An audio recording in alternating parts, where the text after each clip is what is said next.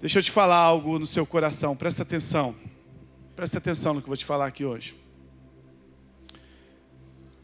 Deus não criou o homem para salvá-lo, certo?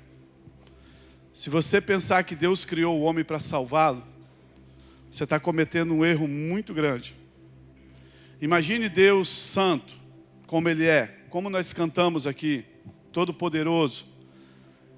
Não há nenhuma sombra de variação nele, não há nada de pecado em Deus. Imagina Deus reunido no céu, com Jesus, com o Espírito Santo, e eles fizessem um plano assim: vamos formar um homem.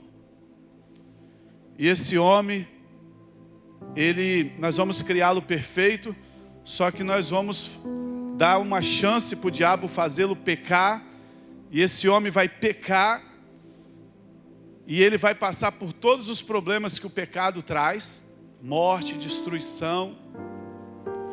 Esse homem vai passar por tudo aquilo que o pecado faz, separação de famílias, estrupos, homicídios.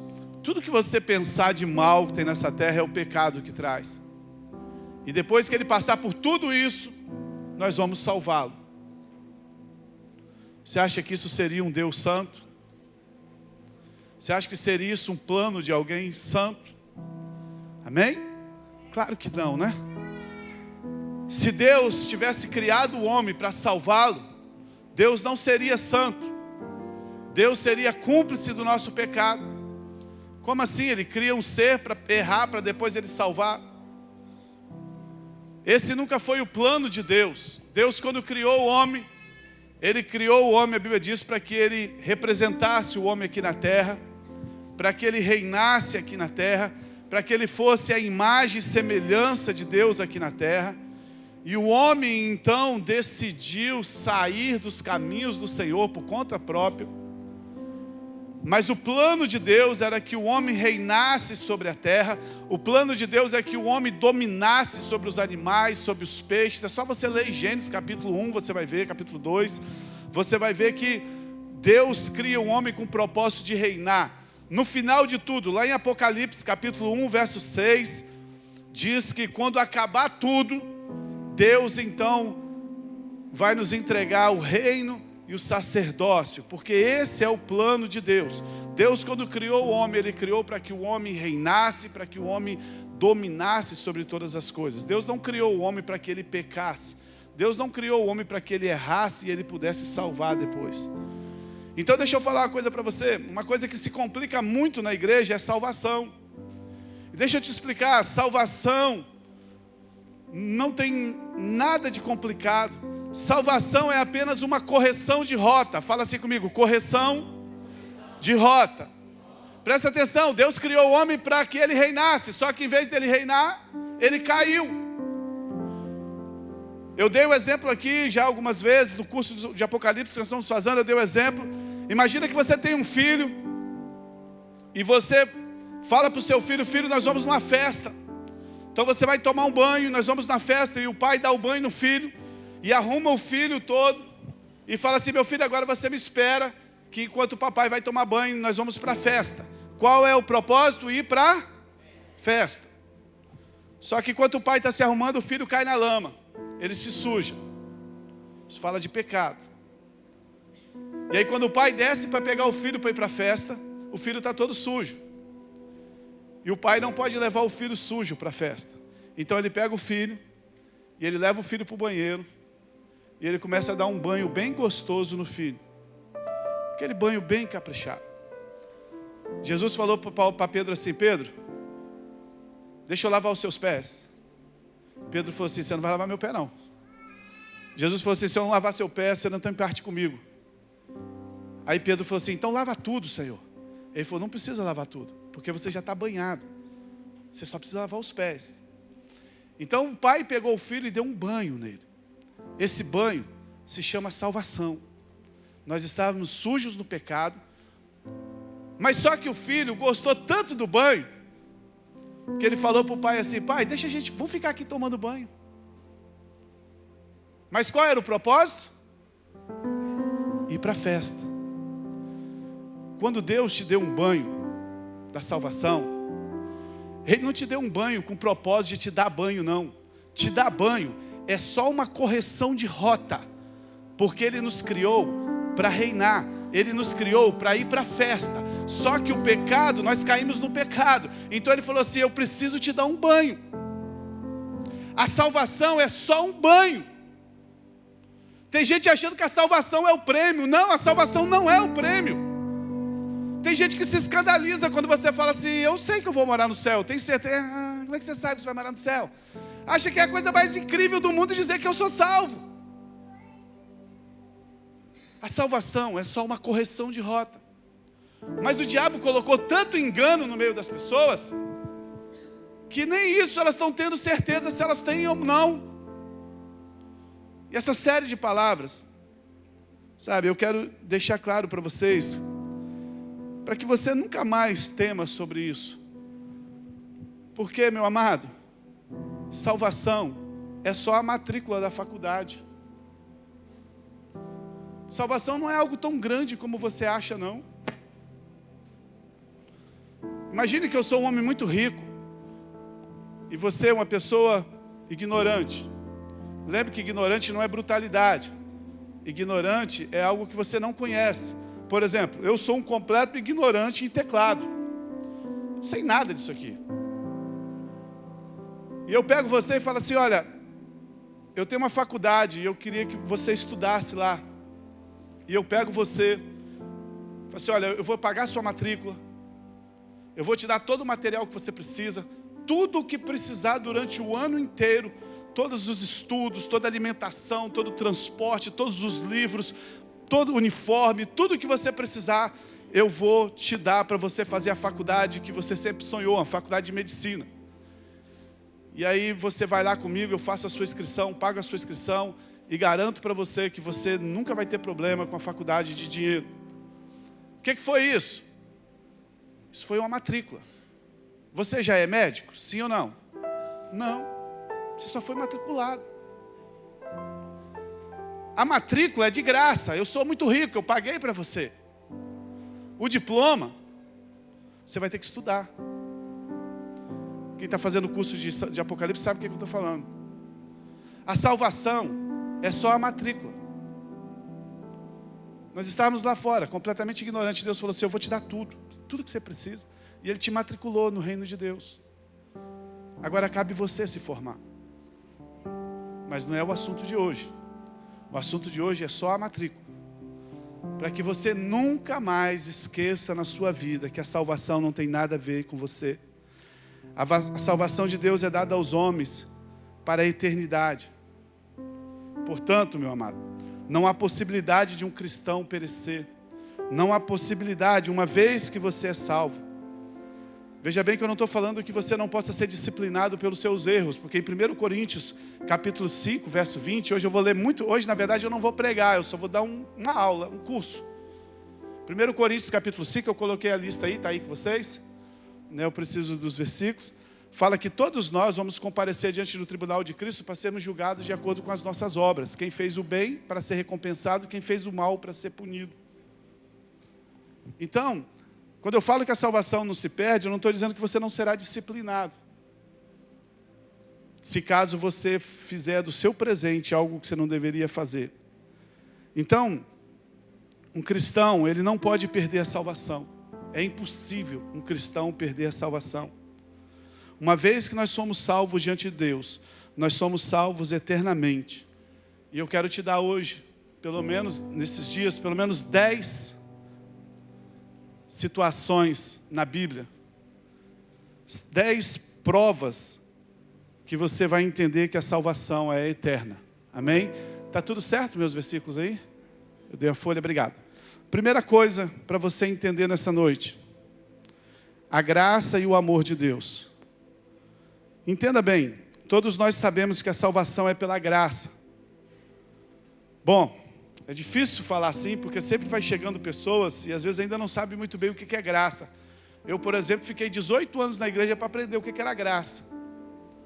Eu sempre ouvi falar da graça, mas eu achava que eu sabia, mas eu não sabia. Nós temos dado muitos exemplos de graça, e eu vou dar aquele que eu sempre dou aqui para vocês entenderem rápido, para aqueles que estão chegando agora. Graça É um favor imerecido. É algo que eu não mereço. É algo que você não merece. É um presente de Deus. É um dom. Dom na Bíblia é presente. Não são os nossos méritos, as nossas obras. Não tem nada, absolutamente, nenhum papel nosso. Não tem absolutamente nada que nós possamos fazer para que a gente possa merecer. Não há nada que a gente possa pagar, não há nada que a gente possa recompensar. Então, se é graça, nós nunca seremos devedores de Deus. Imagine que a pessoa te deu um presente muito lindo, que você não tem condições de comprar esse presente. A pessoa chegou para você e falou assim: vou te dar um presente, vou te dar um apartamento lá na frente da praia. Agora, perderam já. Perderam. Esquece. Vou mudar o presente para você agora, porque o da praia você já perdeu. Imagina que Deus te deu um sítio, uma fazendinha, a coisa mais linda, do lado do terreno do Teide. Amém? Muito caro. Foi um presente, você não merece, mas você ganhou esse presente. Mas você é devedor de quem te deu esse presente? A pessoa te dá um presente, você se torna devedor dessa pessoa? Não, absolutamente não. Se eu demonstro graça aos outros, eu não posso esperar qualquer pagamento. Sabe, se eu tive, por algum momento, o pensamento de ser recompensado, isso não é graça. Se eu dou um presente para alguém e eu fico esperando, não tem amigo culto? Vai ter amigo culto no final do ano, aí você já coça a cabeça. É sempre assim, eu dou um presente bom, na hora que eu vou abrir, é uma porcaria. Porque você já dá pensando em receber. Isso não é graça, isso é dívida. Esse é o problema da Cretolândia. Ela acha que Deus deu um presente muito precioso para ela. E agora ela tem uma dívida com Deus. Isso não é graça, irmão. Isso não passa nem perto de graça. Se Deus nos dá a salvação, com a esperança de que mais tarde a gente possa lhe devolver algumas boas obras, isso não é graça. Imagina que Deus te deu a salvação com a expectativa que mais tarde você faça coisas boas para Ele. Isso é graça? Não, isso é dívida. O que é de graça não pode ser retribuído com pagamento. O que é de graça não pode ser retribuído com obras. A Bíblia diz claramente que a salvação é um dom de Deus, é um presente de Deus. Vamos ler Romanos capítulo 6, verso 23. Porque o salário do pecado é a morte, mas o dom gratuito de Deus é a vida eterna em Cristo Jesus, o nosso Senhor. Aleluia. Porque o salário do pecado é a morte, mas o dom, o presente gratuito, fala comigo assim, gratuito, de Deus, é a vida eterna. Deus te deu a vida eterna e é de graça. Eu fico pensando como é que tem gente que vai morar no inferno, irmão. Fico pensando como é que tem gente que ainda vai morar no inferno. Deus está te dando um presente de graça. Ele não está te cobrando nada. O salário do pecado é a morte. O diabo tem um salário. Toda vez que você peca, ele deposita na sua conta. Mas o dom gratuito de Deus é a vida eterna. E é de graça. Efésios capítulo 2, verso 8 e 9, diz que pela graça sois salvos, mediante a fé. E isso não vem de vós, é presente de Deus. Posso ouvir um amém? Não vem de você a salvação. Não, mas eu estou aqui me esforçando para ser salvo. Você não vem de você. Não tem nada a ver com você. A matrícula é de graça. O que tem a ver com você é o diploma, que nós não vamos pregar nessa noite.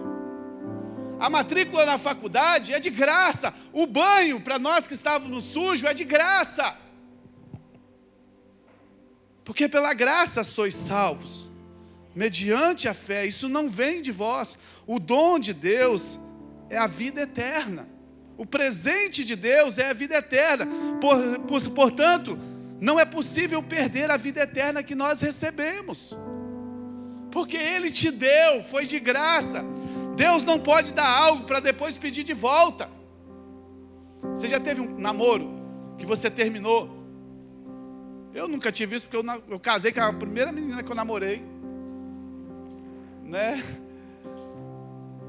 Mas tem gente que às vezes namora e fica assim, não, eu dei uma aliança, eu dei não sei o quê, eu terminei e pedi de volta. Eu falei, como assim? Você deu. Ninguém pede presente de volta. Imagina Deus te dando e pedindo de volta. Deus não é mesquinho. Deus não nos dá algo para depois pedir de volta. Um empréstimo pode ser cobrado, mas algo que é dado de graça não pode ser reclamado. Se alguém te emprestou a salvação, se o seu Salvador que te salvou, perguntaram para... Não sei quem era o pregador, esqueci o nome dele. Se a salvação se perde, ele falou, depende de quem te salvou, porque se foi Jesus... Tem gente aí que está salvo emprestado. Isso nós vamos ver daqui a pouco em outros versículos. Sabe, lembre-se de que Deus nunca pede emprestado e nem empresta. Ele dá. Você viu Deus te pedir alguma coisa emprestado? Deus não empresta, Deus dá. Deus nos salvou por causa do seu amor. Isso está claro em João 3,16. Porque Deus amou o mundo de tal maneira que Ele emprestou Jesus. Deus amou o mundo de tal maneira que Ele deu o seu Filho amado, para que todo aquele que nele crê não morra, mas tenha a vida eterna. Se quando nós éramos pecadores, agora para pensar, se quando nós éramos pecadores, nós estávamos aqui, ninguém estava pedindo um Salvador. Quando Jesus veio, ninguém estava orando pedindo um Salvador. Você consegue entender? Entra nesse mundo. 2000 anos atrás, a humanidade vivendo tudo que ela estava vivendo. Ninguém estava ajoelhado falando assim, Deus, nós estamos se perdendo, mande um Salvador para nós. Deus, a humanidade está se corrompendo, mande um Salvador. Não, ninguém estava orando, ninguém estava pedindo, ninguém estava intercedendo. E a Bíblia diz que Deus olhou e falou assim, eu vou dar meu filho. Se Deus fez isso quando nós não estávamos pedindo ninguém, se Deus fez isso quando nós éramos pecadores, que só fazíamos coisas erradas, seria possível que Deus rejeitasse alguém agora, depois de convertido, só porque por um momento da vida dele, ele se tornou fraco ou inconstante? Se Ele deu Jesus quando eu e você não estávamos pedindo, só porque essa semana eu não estou bem, só porque essa semana aconteceu alguma coisa, então agora Ele vai me rejeitar. O amor de Deus não muda, a sua graça não muda, aleluia, é imutável, aleluia. João capítulo 13, verso 1. João capítulo 13, verso 1. Ora, antes da festa da Páscoa, sabendo Jesus que era chegado a sua hora de passar desse mundo para o Pai, tendo amado os seus que estavam no mundo, amou-os até o fim. Jesus não nos amou na beirada, Jesus nos amou até o fim. Não há mudança no amor de Deus, no qual Ele ama os homens. Se existisse possibilidade de um crente perder a salvação, então existiria a possibilidade do amor de Deus mudar. Deus te salvou, Deus me salvou quando ninguém estava amando Ele. A Bíblia diz que Ele amou até o fim. Meu amado, outro ponto importante é saber que o Salvador, Ele é muito mais importante do que a vida eterna que Ele dá. Jesus é muito mais importante, isso é muito precioso. Olha o versículo que fala em Romanos 8, 32. Às vezes você fica achando que a salvação é grandes coisas, e ela só é a matrícula. Quando você faz uma matrícula na faculdade de medicina, você volta para casa assim, vamos festejar. Por quê, amor? Porque agora eu fiz uma matrícula na faculdade. E daí? E eu vou ser médico. E daí? Você já é médico? Não, você vai ser médico.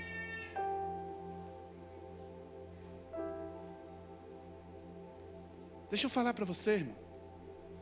A salvação, eu sei que para você isso é doideira que eu estou te falando, porque você fica olhando para você não olha para Jesus. A salvação é só uma matrícula. A salvação é só uma correção de rota. Esse microfone, eu compro ele novinho. No primeiro dia que eu vou pregar aqui, ele cai no chão e quebra. E ele não funciona mais. Aí o que eu faço? Mando para a garantia. Aí a garantia conserta meu microfone. E eu volto com o meu microfone. E ele agora começa a falar. Mas ele vai ficar todo feliz, porque agora eu estou bom, agora eu posso falar isso. Não, o propósito dele é captar som para falar. Quando ele quebrou, ele perdeu o propósito. Quando nós tomamos o banho, nós só fomos consertados para que a gente continue o nosso propósito. Não tem nada de mais salvação. Eu sei que para vocês isso é um absurdo, às vezes, ouvir isso, porque a religião te colocou na sua cabeça que você precisa se esforçar, você precisa pagar o preço, você precisa fazer o quê? Não, irmão, para fazer matrícula não precisa nem ter dinheiro. Você vai lá fazer a matrícula de medicina amanhã, você dura igual um coco. Não fiz a matrícula pela fé, não tem nem R$1, mas eu fiz, eu vou fazer. A salvação é presente. A salvação é de graça. A Bíblia diz, vós que não tem de dinheiro, vinde e comprai. Você nem precisa de ter nada. Mas salvação, olha aqui, outro ponto importante é saber que o Salvador é muito mais importante do que a vida eterna que Ele nos dá. Romanos 8,32. Aquele que não propôs o seu Filho, antes por nós o entregou, porventura não nos dará com Ele todas as outras coisas? O que você acha que é mais importante? Jesus, Deus que deu Jesus, ou a salvação para Deus? Jesus para Deus era muito mais importante do que o presente que Ele deu para nós. Tem gente colocando a salvação acima de Jesus. Se Deus quis dar seu Filho pelos nossos pecados gratuitamente, pensaria Ele em tomar a vida eterna por algumas considerações ao nosso respeito? Pensaria Ele, olha, eu dei Jesus para morrer por esse cara, né? Eu dei Jesus, nós já não prestávamos. Lembra que nós já nos prestávamos? Lembra que nós já não estávamos pedindo Salvador nenhum? E Deus falou assim, eu vou dar Jesus para morrer por eles. Você tem ideia de quem era Jesus? Quem é Jesus para Deus? Jesus é um mistério de Deus. Até Jesus vir na terra, ninguém conhecia Jesus, nem no céu, nem em lugar nenhum. Tanto que Lúcifer, quando ele entra no trono, quando ele entra na sala do trono e ele vê 3 tronos, ele fica doido. Porque ele vê 3 tronos e ele fala assim, bom, o Pai, o Espírito Santo, o terceiro é o meu. Porque ele também não conhecia Jesus. Porque a Bíblia diz que Jesus ele era guardado nos seios de Deus. A Bíblia diz em Efésios que Jesus é um mistério de Deus revelado para a igreja. Antes de Deus dar Jesus para a igreja, Jesus e Deus era guardado, era muito íntimo. Você consegue imaginar o preço que é isso para Deus de ter dado Jesus? Agora você acha que a salvação que veio de bônus, que eu e você fizemos a matrícula, é mais importante para Deus do que o Jesus que Ele já teve que dar, só porque você agora errou um negocinho? Então você perde aí. Deus fala assim, pô, eu dou meu filho para morrer por esse cara, e agora vai ficar dependendo da sua obra? Você está aí, amém? Aquele que não negou algo imensurável valor, aquele que deu algo de imensurável valor,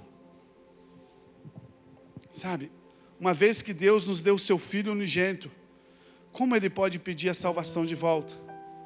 A salvação não é nada comparado ao valor do Filho de Deus. A salvação não é nada comparada do preço que Deus teve que pagar, dando Jesus por nós. Assim, de acordo com a graça de Deus, é impossível nós perdermos a salvação. Primeiro tópico, o amor e a graça de Deus. São 10 tópicos, eu quero pregar pelo menos uns 5 hoje. Segunda coisa que você precisa entender, que Deus planejou nos salvar. A salvação de Deus não foi um acidente, mas um propósito planejado há muito tempo. Às vezes você fica pensando assim que você foi salvo por um acidente. Um dia eu fui na igreja e assim, do nada, né? O pastor estava pregando um negócio e eu aceitei Jesus. Eu, por exemplo, lembro o dia que eu aceitei Jesus, eu fui na igreja, atrás de umas meninas, porque falaram que tinha um monte de menina bonita lá. Eu falei, então eu tenho que estar num lugar que tem menina bonita, né? Cheguei lá, o anjo me cegou. Né? Quando eu entrei na igreja, eu vi um monte de menina bonita. Eu falei, nossa, quanta menina bonita aqui. Depois eu fui ver que só tinha uma bonita que era namorada do meu melhor amigo. Mas no dia que eu entrei, eu vi um monte de menina bonita. Aí eu fui para a igreja atrás de uma menina bonita. Quando eu cheguei, tinha um rapaz pregando. E ele pregou e eu parei para ouvir. Quando ele falou assim, você quer aceitar Jesus? Eu era um garoto que amava os Beatles e os Rolling Stones. Né?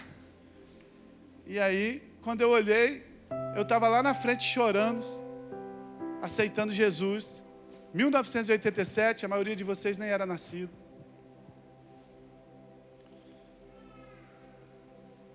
Mas eu aceitei Jesus no dia que eu fui no encontro com Deus. Eu aceitei Jesus. Aí você acha que você aceitou Jesus porque foi um acidente. Você acha que você aceitou Jesus porque foi algo que aconteceu assim na sua vida.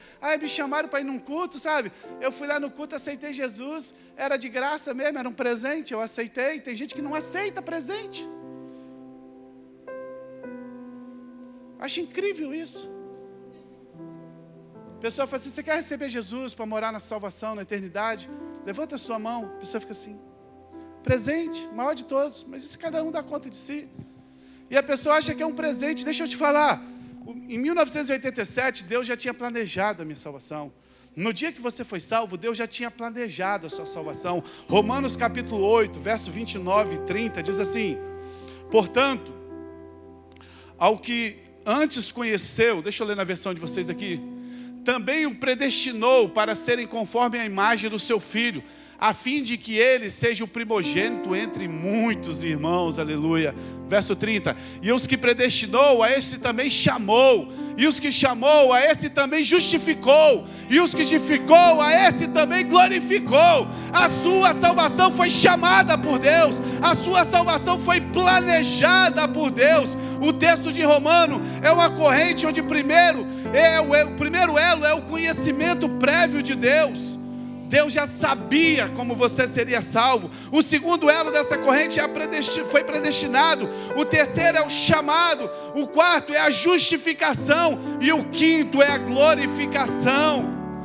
Sabe, nós pensamos que conhecemos a Deus quando nós fomos justificados. Não, eu conheci a Deus em 1987, quando eu aceitei Jesus. Mas Deus já nos conhecia anteriormente.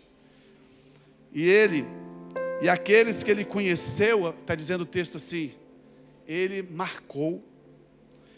E Ele nos marcou para sermos idênticos a Jesus. Deus deseja que nós sejamos filhos, à semelhança do seu Filho primogênito, Jesus. Olha aí que maravilha. A nossa história com Deus não começa no dia da nossa conversão. A nossa história com Deus não começa no dia que nós somos justificados, mas começa na presciência de Deus, começa lá na eternidade, começa lá quando Deus já planejou para nós o dia que nós seríamos salvos. Se nós perdêssemos a salvação, seria o caso de questionar a onisciência de Deus. Como é que Deus já planejou, já chamou, e agora perdeu? Então Deus não acerta tanto assim não, né? Ele não pode mudar a nossa justificação sem afetar a sua presciência, sem mudar a sua predestinação, o seu chamado. Sabe, Deus é o princípio e o fim. A obra de Deus começou nas nossas vidas e ela não pode parar pela metade. A obra que Deus começou não pode parar. A salvação é a obra de Deus, não é obra nossa. Foi Deus quem nos salvou. Filipenses capítulo 1, verso 6, diz assim, estou plenamente certo de aquele que começou a obra em vós. Não foi você que começou a obra em você. Você fica achando que foi você que aceitou Jesus. Você fica achando que foi você que começou. Eu e você, nós não tínhamos condições de começar nada em nós. É só lembrar o tempo da sua ignorância para saber como você era. Quando Jesus te pegou lá no meio do café. Um dia eu quero que você conte seu testemunho aqui. Quando Jesus te pegou lá no meio da boca de fumo. Quando Jesus te pegou lá no adultério. Quando Jesus te pegou lá no mundo. Não foi você que começou a obra, não. Foi Ele que começou a obra em você. Ora, tendo certo isso mesmo, que aquele que começou a obra aperfeiçoará até a volta de Jesus Cristo. Não tem nada a ver com você. Não tem nada a ver comigo. É Deus que está nos aperfeiçoando. É Deus que está desde a eternidade, que Ele pensou algo para nós. Se a salvação perdesse, se ela se parasse no meio do caminho, significa que Deus não consegue terminar aquilo que Ele começou.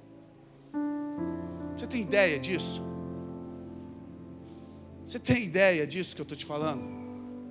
Para começar, a obra que Deus começou na sua vida, a obra de salvação, foi Deus que começou na nossa vida.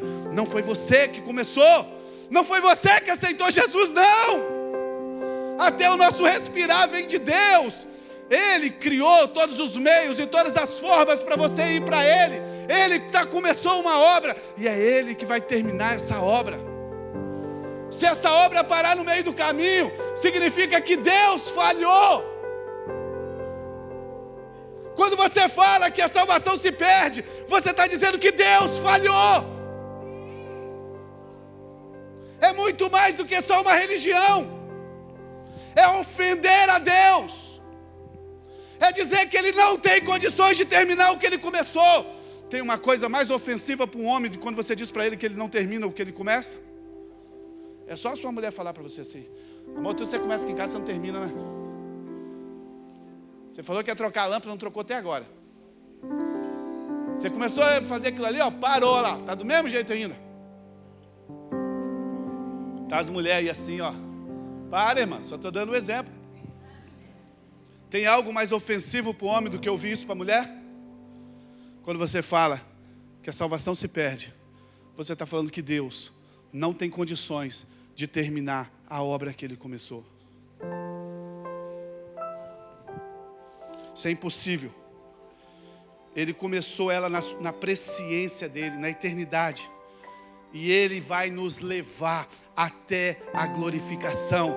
A nossa salvação está eternamente segura. A obra é iniciada por Ele, vai ser cumprida por Ele, e Ele vai terminá-la até o fim. Aleluia!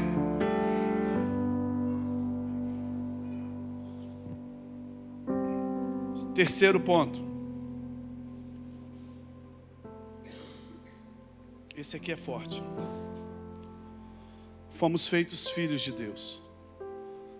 Fala assim: eu fui feito filho de Deus. Que tipo de salvação que você recebeu, irmão? Que tipo de salvação que você recebeu? Salvação paraguaia, que começa e não termina? Tadinho do Paraguai. Que tipo de salvação que você recebeu? A salvação é uma obra de regeneração. Ou seja, recebemos a vida de Deus. Deixa eu ler 3 versículos aqui para você ficar doido. João 1,12. Mas quantos receberam Jesus aqui nessa noite? Levanta a sua mão. Quantos aqui? Tem gente que não levantou. Eu queria que você levantasse a sua mão. Você que já recebeu Jesus aqui nessa noite. Amém? Então você está falando que você crê em Jesus, é isso? Então é para você esses versículos que eu vou ler aqui. Mas a todos quantos receberam, deu-lhes o poder de serem feitos filhos de Deus, a saber, os que creem em seu nome. Nós somos nascidos de Deus, nós recebemos o poder de sermos feitos filhos de Deus. Nascemos de novo pelo Espírito Santo. 1 João capítulo 5, verso 1. Todo aquele que crê, 1 João, capítulo 5, verso 1. Todo aquele que crê que Jesus é o Cristo é nascido de Deus. E todo aquele que ama o que o gerou, também ama ao que dele é nascido. Olha que loucura, irmão. Todo aquele que crê que Jesus Cristo é nascido de Deus, todo aquele que crê em Jesus, que é o Cristo, é nascido de Deus. Quando um pecador crê no Jesus, a Bíblia diz que ele é salvo.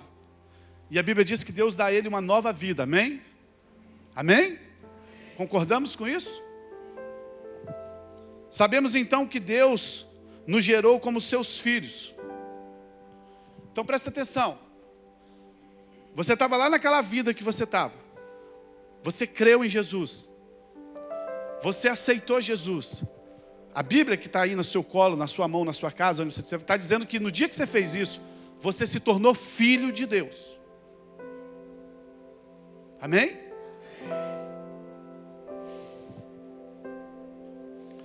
Como que esse relacionamento pode ser desfeito? Me explica. Me explica para mim como isso pode ser desfeito. Você tem um filho mau, rebelde, indisciplinado. Você é juiz. Você é um juiz da corte. Você tem um filho indisciplinado. Saiu aí, bebeu. Bateu o carro, assassinou uma pessoa. Vai parar lá na sua corte, você é o juiz. Você vai e julga ele de acordo com as obras dele. Até condena ele por pagar a sentença.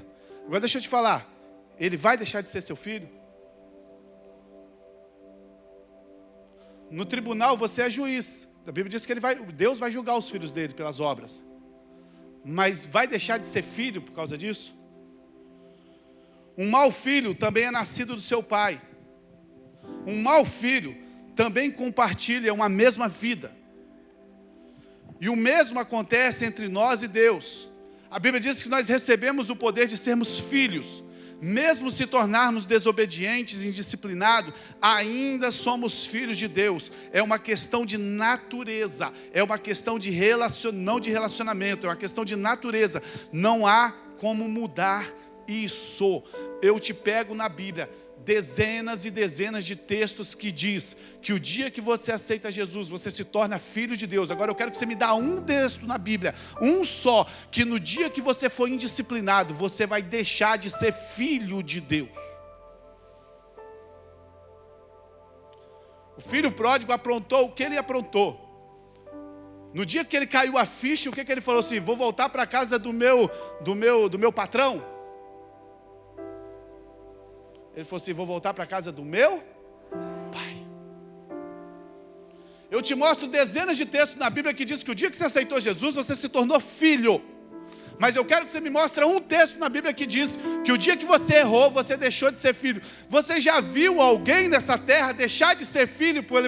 O pai pode falar assim, não te considero filho, você sei lá o quê, meu pai não sei o quê. Pode falar o que quiser. Mas no dia que está morrendo, morreu, eu vou lá no velório do meu pai.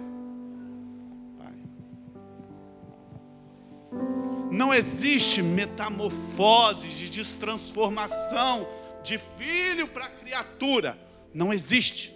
Existe transformação de criatura para filho, mas de filho para criatura de novo não existe na Bíblia. O dia que você aceitou Jesus, você se tornou filho de Deus, e isso não depende do seu comportamento. Você será filho para sempre.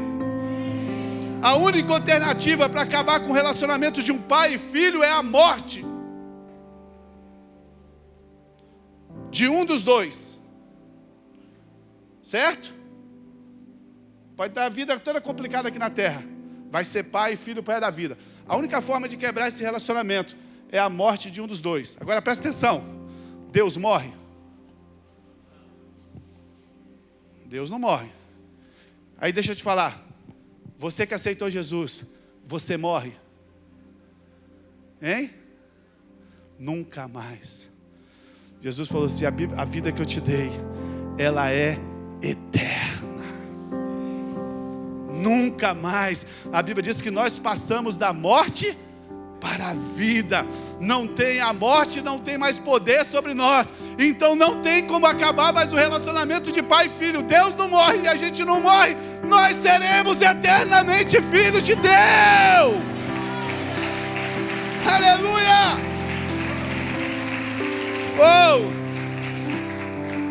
A Bíblia diz que depois que Adão pecou, Deus colocou os querubins com a espada flamejante lá para segurar a árvore da vida. Presta atenção nisso. Ele estava no jardim do Éden, tinha que comer da árvore da vida.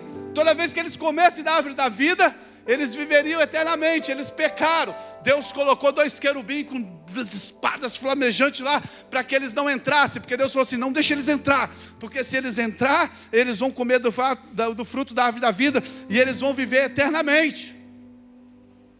Uau! O que isso tem a ver, pastor? Né? Está lá em Gênesis capítulo 3, verso 22. Então disse o Senhor: eis que o homem se tornou como um de nós, conhecedor do bem e do mal. Logo depois que ele pecou, assim não estenda a mão e tome também da árvore da vida e coma e viva eternamente. Deixa eu te falar, nós somos redimidos hoje. Nós comemos o fruto da árvore da vida, que é Jesus, e por isso nós recebemos a vida eterna e nós vamos viver eternamente. Isso é um fato que não pode ser mudado. Nós comemos de Jesus, nós vivemos eternamente, nós temos a vida Zoe, a vida eterna. Deus não morre, a gente não morre, não tem como acabar mais o nosso relacionamento de pai e filho. Você está aí, amém? Fala para a pessoa que está do seu lado aí: você está aí? Fala: essa noite não passa, essa noite você paga um lanche para mim.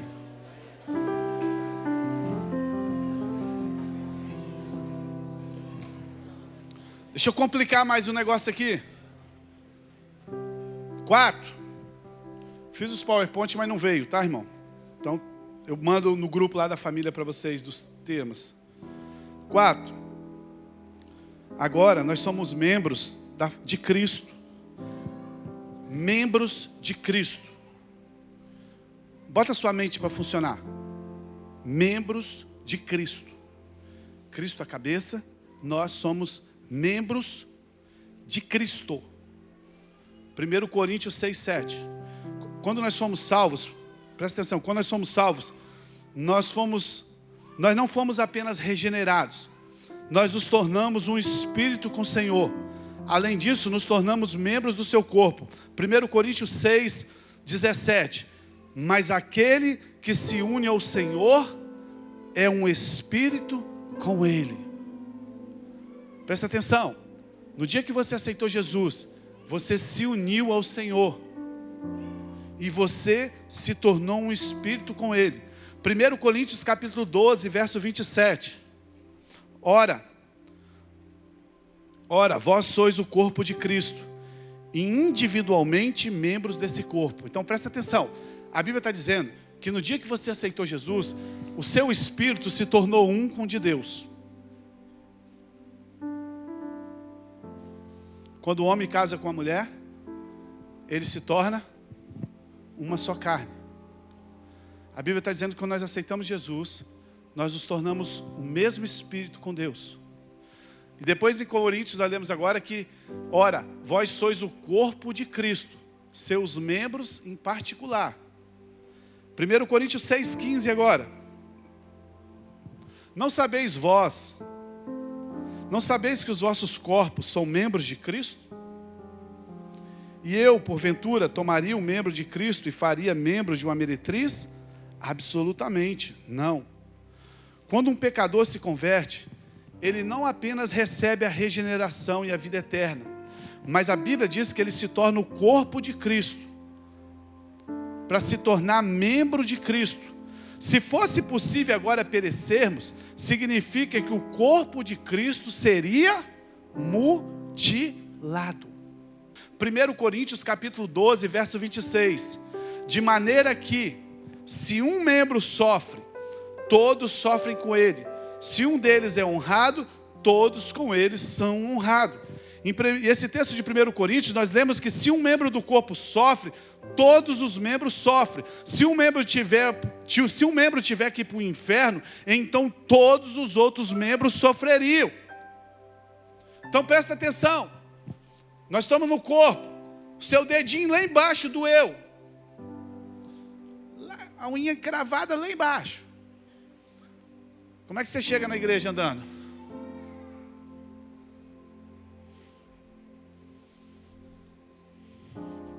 O braço está doendo? A cabeça está doendo? O bumbum está doendo? Mas você está, ó. Por quê? Porque se um membro dói, todo o corpo sofre. Você dizer que um membro do corpo de Cristo vai para o inferno, é você dizer que o corpo de Cristo inteiro estaria sofrendo com você. Sabe, amado? Esta é a unidade do corpo de Cristo. Efésios capítulo 5, verso 25, 27 diz assim: marido, amai a vossa mulher como Cristo amou a igreja e a si mesmo se entregou por ela, para que a santificasse, tendo purificado por meio da lavagem de água pela palavra, para apresentar a si mesmo igreja gloriosa, sem mácula, sem ruga, nem coisa semelhante, porém santa e sem defeito. A igreja é o corpo de Cristo. E o texto está dizendo que o Senhor está purificando esse corpo pela palavra, pela água, que é a palavra, até poder apresentá-la como igreja gloriosa sem defeito. Quem está purificando a igreja não é você.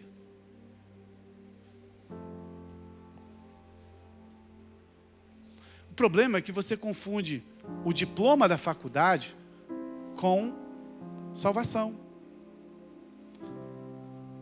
Quem está purificando a igreja não é você.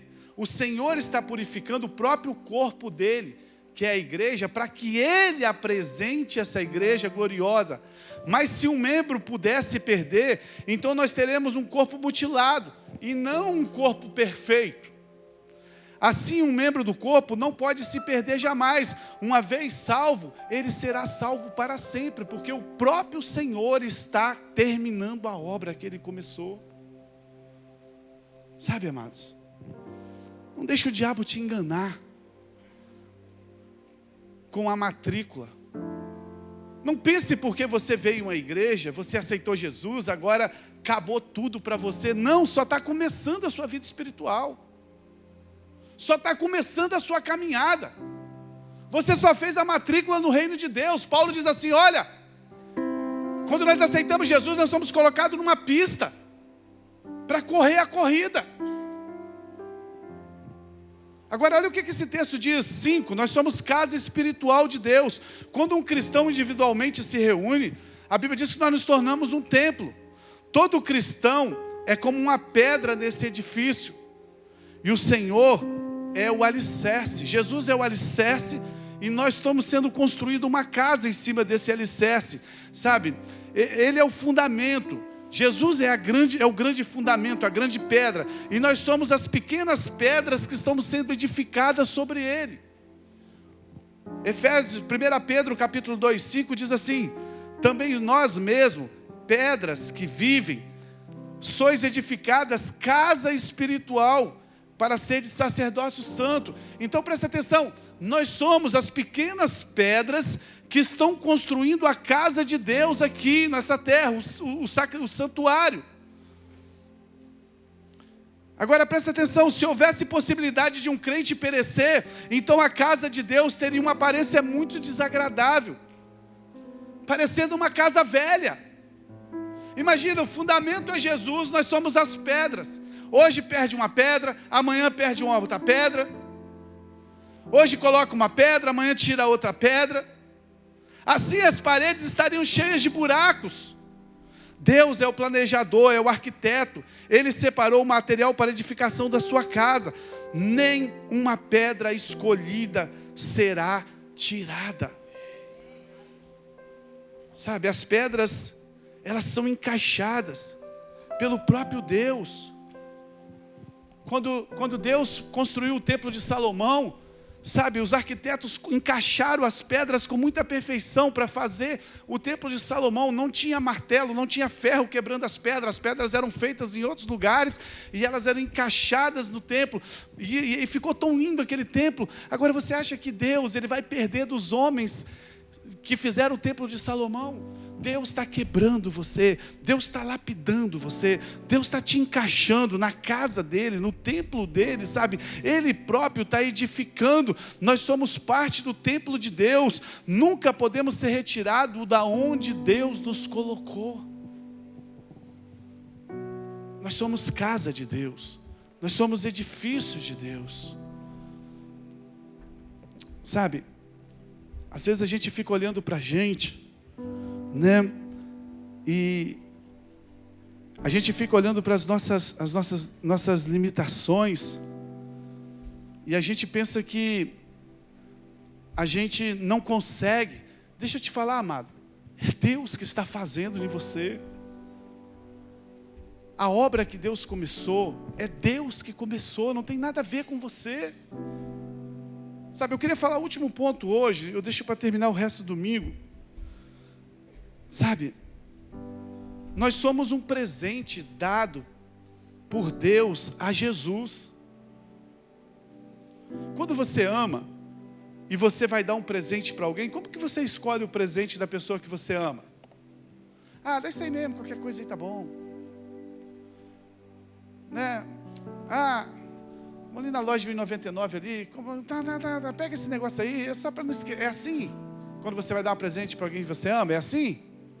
Quando você vai dar um presente para quem você ama, você escolhe o melhor presente. A Bíblia diz que nós somos o presente que Deus deu para Jesus. Presta atenção nesse tópico que eu vou encerrar com ele nessa noite. O Pai deu como presente ao Senhor Jesus as pessoas salvas. Nós somos os presentes de Deus. João capítulo 17, verso 6. Presta atenção nesse texto. Manifestei o teu nome aos homens que me destes neste mundo. Eram teus, tu confiastes, e eles têm guardado a tua palavra. Jesus está falando que Deus deu os homens como presente para Ele. Presta atenção. Você é um presente de Deus para Jesus. Talvez você olhe para você e você não vê valor em você. Você acha que, poxa, ninguém me conhece, ninguém sabe nada da minha vida. Talvez você olhe para você e fale assim, poxa, eu não tenho valor nenhum nessa terra. Deixa eu te falar, você é um presente de Deus para Jesus. Se fosse possível perder a salvação, Deus nos dá a Jesus, se tornaria uma brincadeira. Se fosse possível perder a Jesus, é como Deus estivesse falando assim, eu estou te dando você aqui de presente, mas deixa eu falar assim, cuidado que esse presente aí é meio camelô, tá? De uma hora para outra ele pode sair da sua mão. Eu estou te dando um presente, amor, um relógio aqui de presente, amor, eu estou te dando um relógio de presente, mas assim, qualquer hora ele vai parar, tá? Eu estou te dando uma calça de presente, mas você não abaixa não, porque a costura dela é meio ruim, ela vai rasgar. Você acha que é esse o presente que você dá para quem você ama? Seria brincadeira de Deus. Deus é eterno e tudo o que Ele faz é eterno. Se Deus nos dá como um presente, é porque Ele nos considera algo de muito valor. Se Deus te dá de presente para Jesus, é porque Ele te considera algo muito precioso.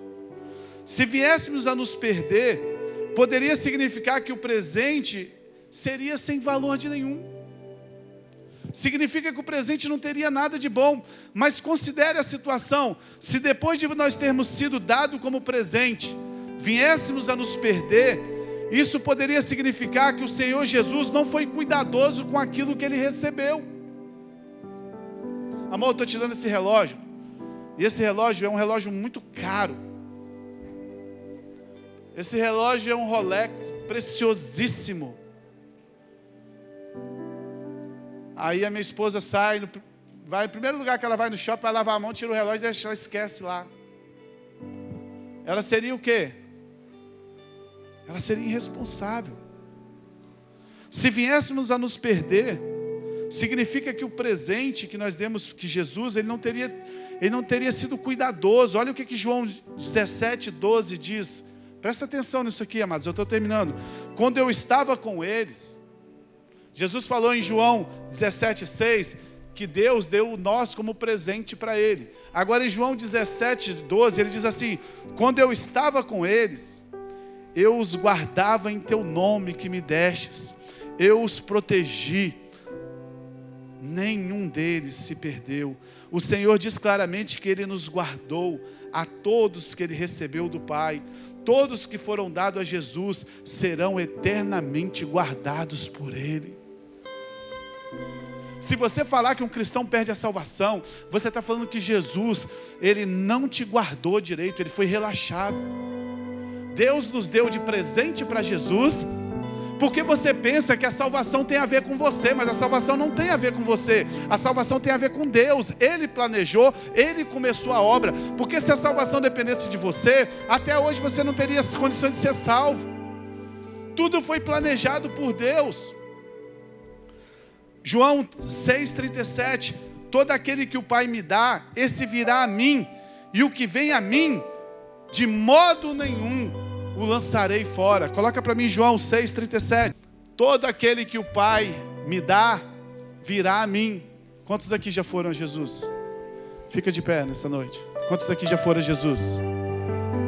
Você é um presente de Jesus? A Bíblia está dizendo que se você foi dado pelo Pai para Jesus, Jesus está dizendo que de maneira nenhuma Ele lançará fora. Você sabe o que é maneira nenhuma? Bem baixinho. Você sabe o que é maneira nenhuma? Não importa o que você fizer, Jesus não te lança fora. Nós somos um presente, nós não somos um presente barato, irmão. Tampouco o Senhor Jesus pode nos descartar logo depois de ter nos recebido. João capítulo 10, verso 29. Eu quero encerrar com esse versículo. 10, 29. Aquilo que meu Pai me deu, aleluia, é maior do que tudo. E da mão do meu Pai, ninguém pode arrebatá-lo. Nós somos salvos nós não somos salvos por fazer isso ou aquilo. Você não foi salvo porque você orou. Você não foi salvo porque você jejuou. Você não foi salvo porque você parou de usar droga. Você não foi salvo porque você parou de beber. Você não foi salvo por aquilo que você fez. E tampouco você vai deixar de ser salvo por outra coisa que você venha a cometer. Se estivermos lutando, nos esforçando para nos salvar, presta atenção, irmão. Se você estiver lutando para manter a sua salvação, bastaria uma pequena negligência, um pequeno descuido, e você estaria perdido. Mas não foi assim que nós fomos salvos. Nós somos salvos pela exclusiva graça de Deus. Não pense que a salvação vem do Senhor, mas perseverar depende de você. Esse é o engano dos cristãos. Eles acham que a salvação vem do Senhor, mas perseverar agora depende de mim. Se a salvação dependesse de você, perseverar, com 1 hora no dia você perdia a sua salvação. Se a salvação dependesse de você, não passaria 1 hora sequer para que você perdesse a sua salvação. Você nunca poderia se perseverar por um dia sequer. A obra de salvação, ela é toda do Senhor Jesus. Ela é toda do Senhor. A salvação é um presente de amor. E Jesus falou assim: aquele que me deu, que o Pai me deu, ninguém vai arrebatar da minha mão. O fato de você ter se inscrito na faculdade, que é a salvação, não quer dizer que você vai receber o diploma. O diploma é o galardão, mas a salvação ela nunca se perde. Porque uma vez que você foi filho, não existe a menor possibilidade de você deixar de ser filho. Uma vez que Deus te deu como presente para Jesus, não existe a menor possibilidade de Jesus te perder, porque se Ele te perdesse, Ele seria alguém que não tem capricho com as coisas. Sabe o que eu quero que você entenda nessa noite? Do preço que você tem. Aí a pessoa fala assim para mim: pastor, mas se você pregar isso, as pessoas vão ficar relaxadas. Não! A Bíblia diz que o que muda o homem não é a lei. O que muda o homem é a bondade de Deus. Deixa eu te explicar isso, para a gente encerrar nessa noite. Imagina que o meu filho Ataíde, ele erra comigo. Presta atenção. O meu filho Ataíde erra. Aí eu pego ele e disciplino ele. E aí ele erra depois de novo, eu disciplino ele de novo. Ele erra de novo, eu disciplino ele de novo. Igual aquela menininha que estava em pé na mesa e o pai falou para ela assim: senta. Ela falou: não, quero ficar em pé. Senta, minha filha. Não, quero ficar em pé. Minha filha, senta, senão você vai apanhar. Aí ela pega e senta. Ela fala assim: eu estou sentado, mas por dentro eu estou em pé. O meu filho erra e eu disciplino ele. Ele falou: pode me disciplinar, mas eu vou fazer de novo. Ele erra de novo, eu disciplino ele. Ele erra 20 vezes, eu disciplino ele 20 vezes.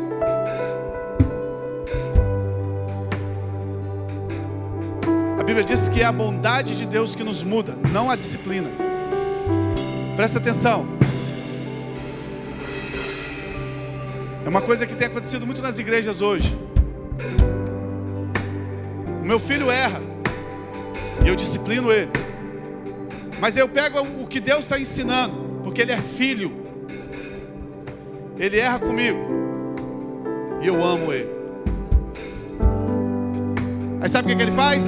Ele erra de novo, porque ele acha que eu sou bobo.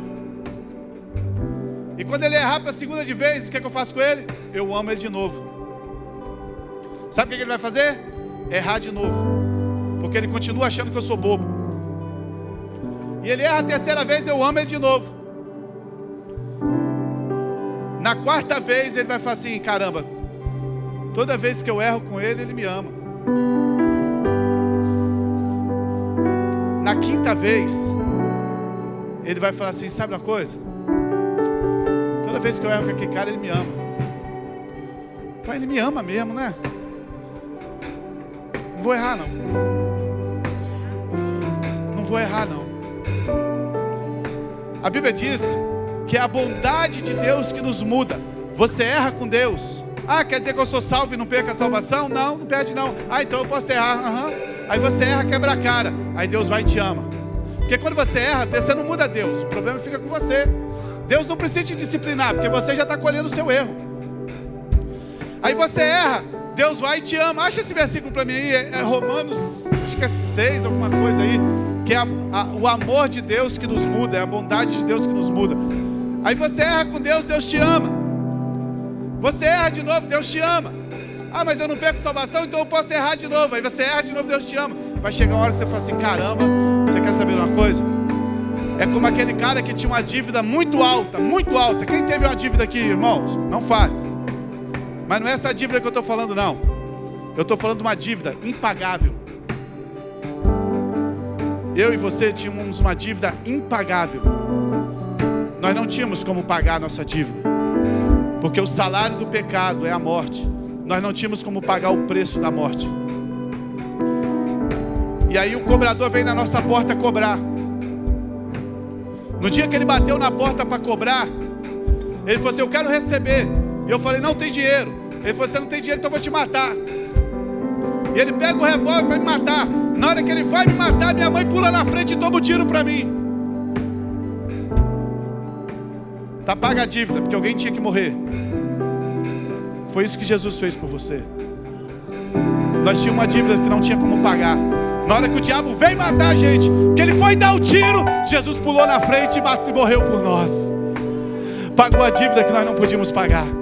Quando você ouve isso, deixa eu te falar, qual é a vontade que você tem? Pecar mais. Quando você ouve dessa graça, qual é a vontade que você tem? Sair fora pecando porque você não perde a salvação? Você pode fazer isso até 1, 2, 3 vezes, mas vai chegar uma hora que você vai ser constrangido por esse amor. E a Bíblia diz que o amor de Deus que te muda.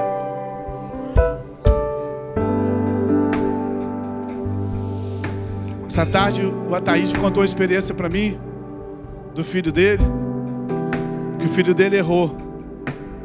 E a Bíblia diz que Deus disciplina o filho que ama. E ele pegou o filho dele e disciplinou o filho dele. Igual tem que fazer mesmo. Não pense que disciplinar o filho não é amor. E ele disciplinou o filho dele, e depois ele pegou o filho dele e abraçou o filho dele e falou assim: olha, meu filho, eu estou fazendo isso porque eu te amo tanto. Isso é a graça. Você nunca vai deixar de ser filho. Se você pode pegar isso para poder ter uma intimidade com Deus, você pode pegar isso para ficar errando. Então quer dizer que eu posso pecar? Pode. Não perde a salvação? Não perde. Só que você vai ser corrigido.